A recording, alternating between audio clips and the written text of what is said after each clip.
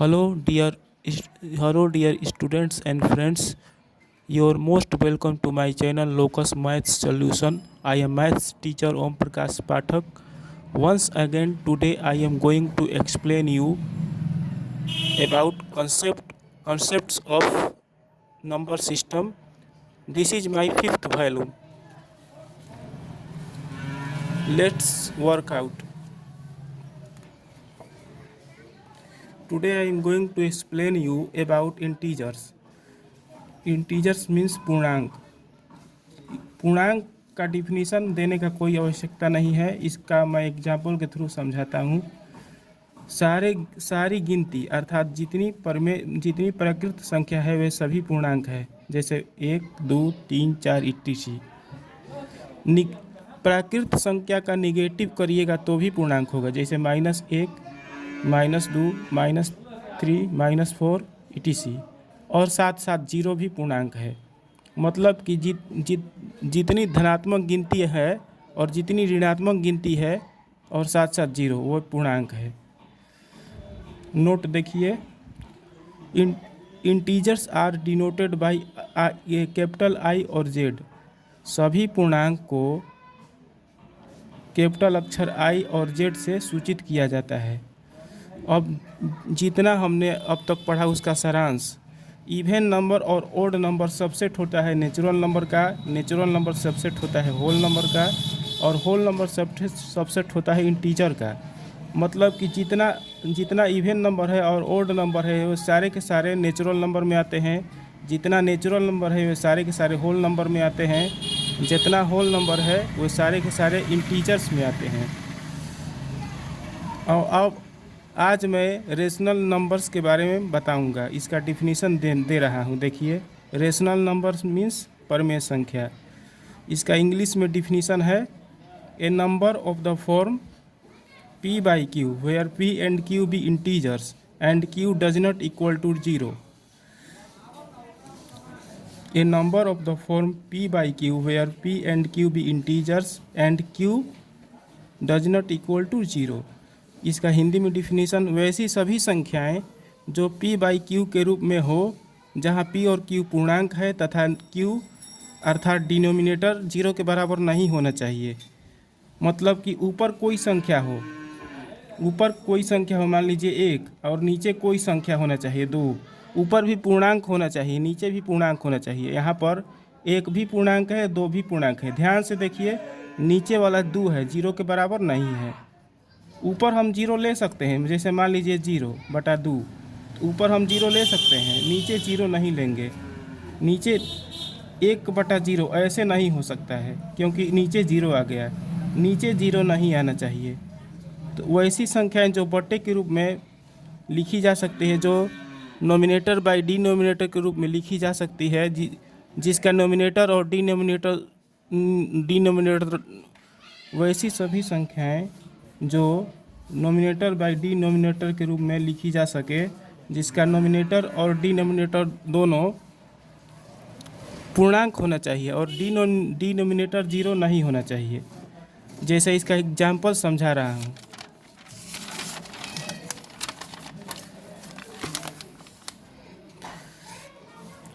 पहले नोट देख लीजिए। All the rational numbers are denoted by Q. It is denoted by Q. Rational number is denoted by Q, capital Q. Example देखिए rational number का। 1/2 denominator 0 नहीं है, दोनों पूर्णांक है। 3/2 दोनों पूर्णांक है, ऊपर नीचे 0 नहीं है। 11/12 0/2 ऊपर 0 हो सकता है, नीचे 0 नहीं होना चाहिए। 1.2 भी परमेय संख्या है। 1.35 भी परमेय संख्या है। 1, 2, -1, -2 इत्यादि सभी परमेय संख्याएं हैं। अब जो नेचुरल नंबर का सेट है 1, 2, 3, 4 इत्यादि, इसको भी 1 को 1/1 के रूप में लिख सकते हैं, 2 को भी 2/1 के रूप में लिख सकते हैं etc। अतः सारी की सारी नेचुरल नंबर जो है वो भी परमेय नंबर है। मतलब कि जितना n है उतना q है, क्योंकि 1 को 1/1 के रूप में, 2 को 2/1 के रूप में लिख सकते हैं। इसलिए सभी प्राकृत संख्याएं भी परमेय संख्या है। अब इंटीजर का सेट देखिए, -2, -1, 0, +1, +2 इत्यादि। तो -2 को -2/1, -1 को -1/1, 0 को 0/1, 1 को 1/1, +2 को +2/1 इत्यादि के रूप में लिख सकते हैं। अतः सारे इंटीजर्स भी परमेय संख्याएं में आती हैं। जितने इंटीजर्स हैं वे सारी की सारी परमेय संख्या में आती हैं। अब होल नंबर का सेट देखिए। होल नंबर के सेट में आता है 0, 1, 2, 3 इत्यादि। तो 0 को 0/1, 1 को 1/1, 2 को 2/1, 3 को 3/1 etc के रूप में भी लिख सकते हैं। अतः जितनी होल नंबर्स हैं वे सारे के सारे भी परमेय संख्या में आते हैं। देखिए 0 को 0/1 के रूप में लिख सकते हैं। अतः यह p/q के फॉर्म में आ गया, जहाँ q 0 नहीं है, अतः 0 भी परमेय संख्या है। 1 को 1/1 के रूप में लिख सकते हैं, जहाँ यह p/q के रूप में आ गया, नीचे 0 नहीं है, अतः 1 भी रेशनल नंबर है। 1.3 को पॉइंट जब हटाएंगे तो नीचे 10 हो जाएगा, क्योंकि पॉइंट के आगे 1 नंबर है तो 1 0 हो जाएगा। अतः इसको भी p/q के रूप में लिख सकते हैं 1.3 को, जहाँ नीचे वाला 10 है, 0 नहीं है, अतः 1.3 भी रेशनल नंबर है। जितनी पॉइंट वाली संख्याएं हैं, जितनी दशमलव वाली संख्याएं हैं, वे सारी के सारे रेशनल नंबर है, बशर्ते कि वे अशांत अनावर्ती न हो। मतलब कि दशमलव के बाद अनगिनत बार न जाए और अलग अलग संख्याएं न हो।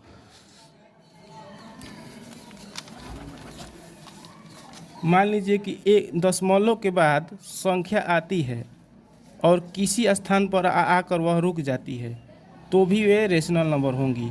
लेकिन अगर दशमलव के बाद अलग अलग संख्याएं आती हैं और अनंत तक आती चली जाती हैं, अलग अलग प्रकार की संख्याएं आती हैं और अनंत तक आती चली जाती हैं, तो वे रेशनल नंबर नहीं हो सकती हैं, क्योंकि उनको हम p/q के रूप में नहीं लिख सकते हैं। लेकिन यहाँ पर 1.23 है, तो यहाँ पर 3 के बाद स्टॉप हो गया, इसके आगे नहीं बढ़ रहा है। पॉइंट के बाद 3 के बाद स्टॉप हो गया, इसके आगे नहीं बढ़ रहा है। अतः इसको बटे के रूप में हम बदल सकते हैं, p/q के रूप में हम बदल सकते हैं, जहाँ नीचे वाला 0 नहीं है, 100 है। अतः यह भी रेशनल नंबर है। मतलब कि यदि हम दशमलव के बाद कोई संख्या ले रहे हैं और एक स्थान पर आकर रुक जा रहा है, आगे नहीं बढ़ रहा है, तो वे रेशनल नंबर में आएंगी।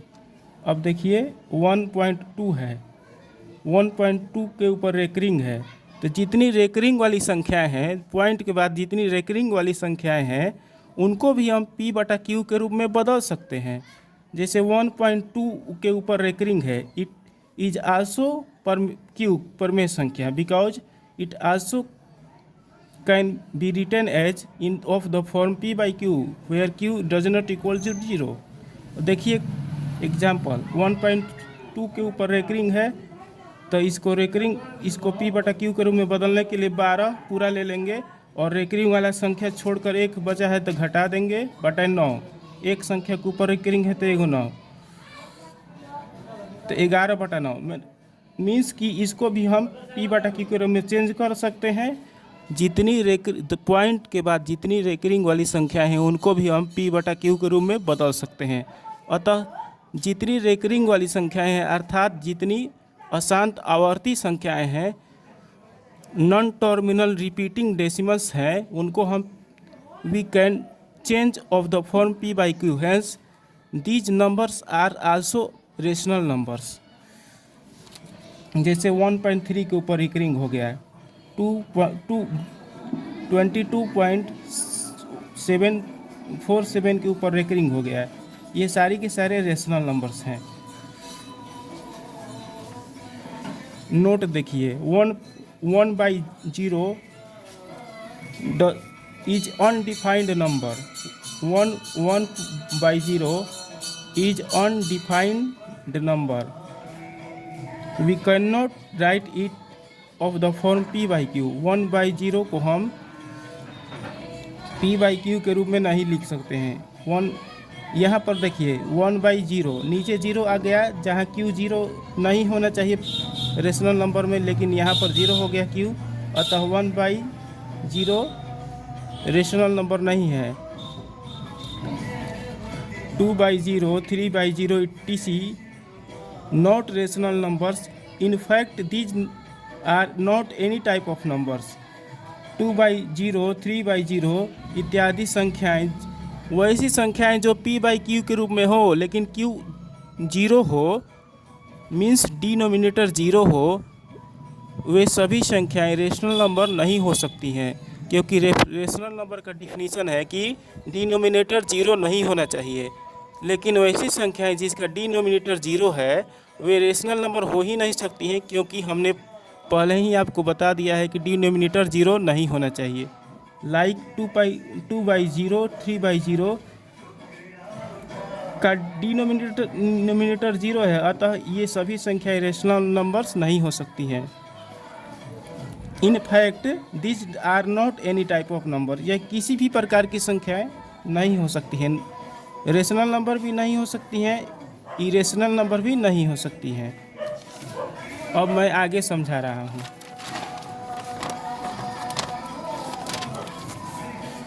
Two by zero, 1/0, 3/0 ... k/0 are undefined numbers. k/0 where k is any number होता है इनफाइनाइट। k/0 ये अर्थात किसी भी संख्या के कोई भी ऐसी संख्या जो p/q के फॉर्म में हो और q 0 हो, वे सभी संख्याएं अनडिफाइंड नंबर में आती हैं, अनडिफाइंड नंबर होती हैं। जैसे 2/0, 1/0, 3/0 etc. अनडिफाइंड नंबर्स हैं, क्योंकि इनके डिनोमिनेटर 0 हैं। इनको अनंत भी कहते हैं। वैसी संख्या जो p/q के फॉर्म में हो और जिसका q 0 हो, वैसी संख्या को अनंत कहते हैं, अर्थात इनफाइनाइट। लाइक 2/0 इनफाइनाइट है, 1/0 इनफाइनाइट है, 3/0 इनफाइनाइट है। √3 is not rational number because it cannot be write in of the form p/q where q does not equal to 0। √3 को हम p/q के रूप में नहीं बदल सकते हैं, अतः √3 रेशनल नंबर नहीं है, रेशनल नंबर नहीं है। √4 का वर्गमूल निकल जाता है 2, 4 का वर्गमूल 2 हो जाता है, और 2 को हम 2/1 अर्थात p/q के रूप में लिख सकते हैं, जहाँ q 0 नहीं है, अतः √4 रेशनल नंबर हैं। वैसी सभी संख्याएं जो अंडर रूट हो और जिनका वर्गमूल निकल जाता हो पूरा, वैसी संख्याएं रेशनल नंबर में आती हैं, भले ही वह अंडर रूट में क्यों ना हो। लेकिन ये अगर वैसी संख्या जो परफेक्ट स्क्वायर हो और अंडर रूट में हो, तो वैसी संख्याएं रेशनल नंबर के अंतर्गत आती हैं। जैसे रूट में 9 हो गया, 9 का वर्गमूल 3, ये रेशनल नंबर है। रूट में 16 हो गया, 16 का वर्गमूल 4, ये भी रेशनल नंबर है। लेकिन वैसी संख्याएं जो अंडर रूट हो और जिनका परफेक्ट और जो पूर्ण रूप से रूट से बाहर नहीं आ रहा हो, पॉइंट लेकर अशांत अनावर्ती के फॉर्म में रूट से बाहर आ रहा हो, वैसी संख्याएं रेशनल नंबर नहीं हो सकती हैं। वैसी संख्याओं को इरेशनल कहते हैं। जैसे √3 जब रूट से बाहर हम निकालेंगे तो पूरा नहीं निकल पाएगा, पॉइंट के रूप में निकलेगा, अशांत अनावर्ती के रूप में निकलेगा। जैसे हो जाएगा इसका 1.7321 etc. आता चला जाएगा, अतः √3 रेशनल नंबर नहीं है। √9 का वर्गमूल निकल जाएगा 3 पूरा, अतः √9 रेशनल नंबर है। Pi is not rational number because we cannot write it of the form p/q where q does not equal to 0. Hence pi is not a rational number. Pi is a irrational number. We take pi बराबर 22/7 for the ease of solving maths problem.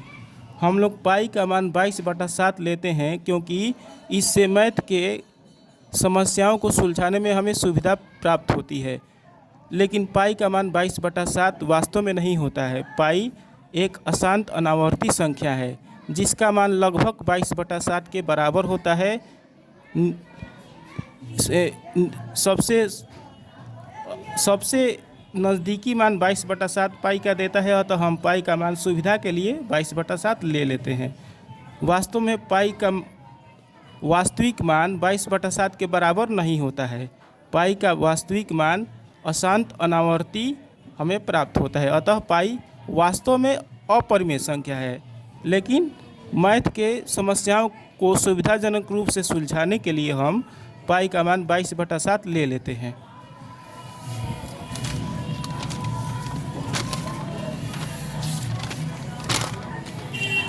अब हम अपरिमेय संख्याओं के बारे में विस्तार से समझेंगे। What is irrational numbers? तो इसका हिंदी में डिफिनीशन वैसी सभी संख्याएं जिनको हम p/q के रूप में नहीं लिख सकते हैं। वैसी सभी संख्याएं जिसको हम p/q के रूप में नहीं लिख सकते हैं अपरिमेय संख्याएं कहलाती है, जहां p और q belongs to z and q does not equal to 0। For example, √2 is irrational numbers. Under 2 is irrational numbers because we cannot write it of the form p/q where q does not equal to 0. Note that root के अंदर 4 जो है उसका पूरा वर्गमूल निकल जाएगा, 2 हो जाएगा। रूट के अंदर 4 का वर्गमूल 2 हो जाएगा, अतः रूट के अंदर 4 जो है वह अपरिमेय संख्या नहीं है, यह परिमेय संख्या है। इरेशनल नंबर्स का ही इंग्लिश में डिफिनीशन देखिए। A number of which we can not write in irrational numbers का इंग्लिश में definition a number of which we can not write of the form p/q where p and q belongs to integers z and q does not equal to 0, like under 2, under 3, under 4 not irrational numbers because under 4 का पूरा वर्गमूल निकल जाएगा, अतः यह अपरिमेय संख्या नहीं है। √5 अपरिमेय संख्या है, √6 अपरिमेय संख्या है। ध्यान दीजिए नोट में कि 22/7 परिमेय संख्या है, पाई अपरिमेय संख्या है। 22/7 परिमेय संख्या है, मतलब 22/7 रेशनल नंबर है, पाई इरेशनल नंबर है। Note, pi is a irrational numbers because we can not write it of the form p/q। Pi को हम p/q के फॉर्म में नहीं लिख सकते हैं जहां q बराबर 0, अतः पाई जो है इरेशनल अर्थात अपरिमेय संख्या है। For the ease of solving math problems sometimes we take its value 22/7। For the ease of solving maths problems sometimes we take its value is equal to 22/7 because the nearest value of rational number 22/7 is equal to the nearest value of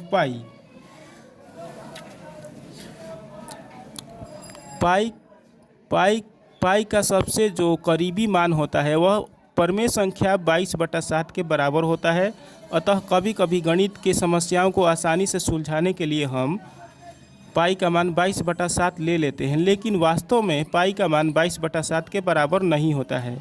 वास्तव में पाई एक अपरिमेय संख्या है और 22/7 एक परिमेय संख्या है।